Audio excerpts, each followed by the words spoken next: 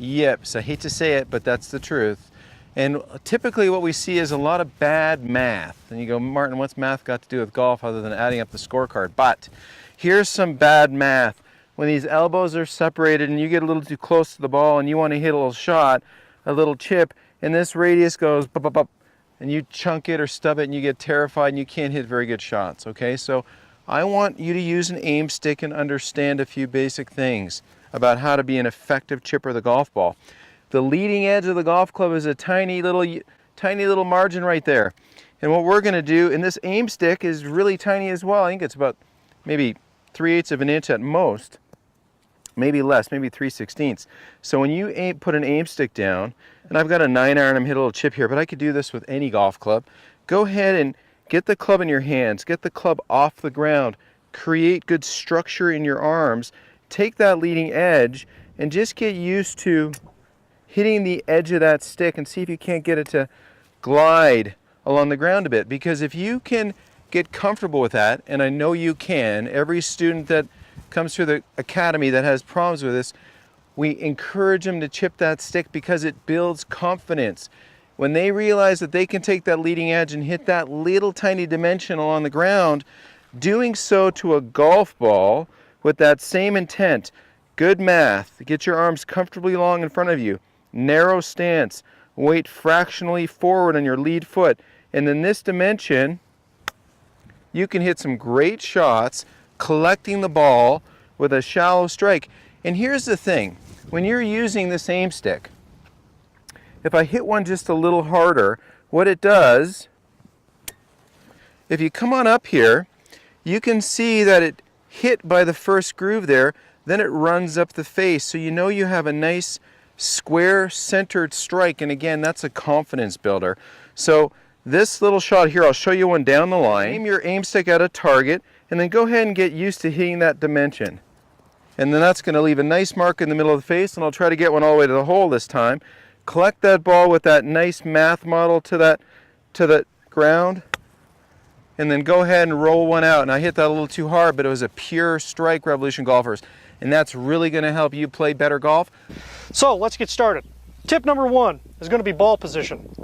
A lot of players make the mistake of addressing the ball, trying to put the ball in the middle of their stance, but what they do is they look at their toes. If you look at my toes, I got my left foot flared a little bit open. So when I address the ball in the middle of my toes, the ball is actually in the front of my stance. What you want to do is you want to look at your heels instead and make sure the ball is in the middle of your heels or back. Personally, what I like to do is line the ball up on chip shots with my back foot. So it's something like this. The ball is directly in front of my back foot. Next thing you want to do is make sure your hand position is correct. A lot of players, a mistake you make is having your hands behind the ball.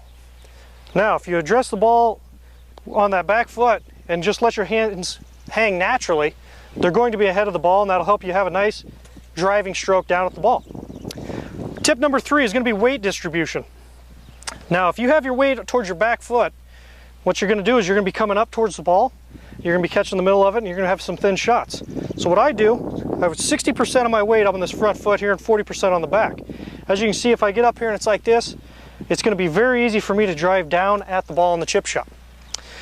Tip number 4 is the wrist. What you don't want to have happen is this wristy swing right here, this little hinging. You don't have very good control over that. It's tough to repeat on the course. Other than that, it's very tough to make crisp, clean contact with the ball. So what I do is I treat the chip shot like a putt. When I'm chipping, I keep my hands nice, firm, but relaxed. So it's just kind of a stroke like that, nice and smooth. No movement with the wrists at all. Now, tip number 5 is going to be deceleration. A lot of players make the mistake of taking the club head back too far, and then they realize, oh, this is too big of a swing for the distance I have to travel, and they slow up, they lose control of the club head. Instead, what you want to do is take the club head back a short distance and follow through firm.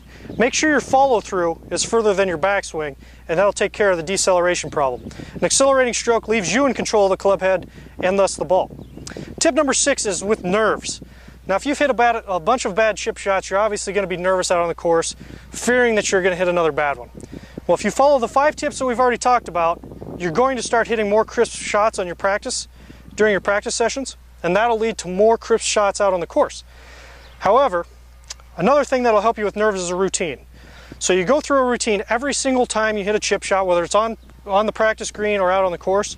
You get up here, you take your setup for a practice swing, and then you look at the hole and try to repeat the stroke that it's going to take to get the ball to go where you want it to go. Once you have that feeling in your head, immediately just step up and hit the chip shot. By following this routine on every single shot, once you get into the routine, your body will know, hey, it's game time. You've done this before, and your body will relax naturally.